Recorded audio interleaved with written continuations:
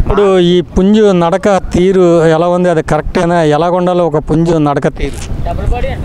కోడికి వచ్చింది నడక ఏంటంటే కోడి పుంజు ఆ నడక, కోడి పుంజు పొజిషన్, బాడీ, రెక్క అన్నీ కంటే అన్ని కొలతలకు సరిపోవాలండి.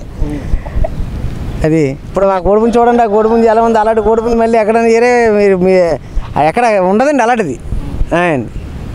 ఒక కోడిపుంజు సజ్జు ఎన్నాళ్ళు ఇడుతుంది? ఒక సంవత్సరానికి కోసి పుట్టండి. పుంజులు అయితే పెట్టలు అయితే ఏదైతే వదులుతాయండి, ఏదైతే వదిలి వస్తాయి. అలాగే పుంజులు అయితే సంవత్సరానికి ఒక చుట్టానండి. మనం ఇక్కడ చూస్తే ఈ పుంజు తోక పెట్టలు తినేసినట్టు కనపడుతుంది. ఎందుకంటే మొత్తం పెట్టలన్నీ బొండాలతో ఉండడం వల్ల మనకి పిల్లలు కావాలి కదండి. ఇప్పుడు మళ్ళీ పండుగ వెళ్ళిన తర్వాత తించితే బాగా అందవు కాబట్టి ఇప్పుడు వేసేసినాం కాబట్టి బొండాలతో వేసేస్తామండి. అవి మొత్తం పీకి తినేస్తున్నాయి. ఎందుకు తినేస్తాయి? అలాగే తినేస్తాయి అంటే ఒక్కొక్కటి అంతేనండి. అంటే అదేమన్నా వ్యాధి కానీ? ఏమీ లేదండి. అలాంటిది అయితే ముందు మేమే అన్నీ చూసుకుంటాం కదండి. వ్యాధి గురించి అయితే దానికి అయితే సజ్జు వదిలేయటం కానీ అలాంటివి పెయిన్ పెట్టడం కానీ అలాంటివి ఏమి ఉండవండి. మేము ఎప్పుడప్పుడే మామూలు స్ప్రే చేస్తుంటాం కదండి అనేది. ఇప్పుడు మొత్తం కోళ్ళ ఫాము అనేటప్పటికీ కోడిపేలు కామన్. మీరు ఆ కోడిపేలుని నివారించడానికి ఎలాంటి చర్యలు తీసుకుంటారు? ఏ మందులు వాడతారు? మేము వారానికి చుట్టుముట్టు మాత్రం బ్రోటాక్స్ కొడతామండి. అలాగని చెప్పేసి ప్రతిరోజు కూడా మొత్తం అంతా ఊడిస్తామండి. అలాగని చెప్పేసి 2 రోజులు కోయటం 3 రోజులు కోయటం బీసింగ్ వేస్తామండి. కానీ మనకు చుడకపోతేనే ఇవన్నీ వస్తాయండి కంప్లైంట్లు, లేకపోతే రావండి ఇవి కూడా.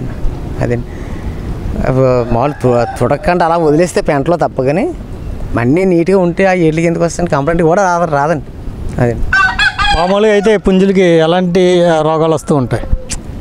రాగాలంటే కోళ్ళకి బోల్డ్ రకాల జబ్బులు వస్తాయండి. ఇప్పుడు ఇన్నాళ్ళు అయితే కొంచెం తెల్లగా పారి చచ్చిపోయి ఇప్పుడు అలా కాదండి. వాళ్ళు కొరాజాలు వస్తున్నాయి, మేరాక్ష వస్తుంది, అలాగని లివర్ కంప్లైంట్లు వస్తుంది. అవన్నీ మనం అన్నీ చూసుకోవాలండి. మరి చూసుకుంటేనే మనం జాగ్రత్తగా అవ్వకూడదు.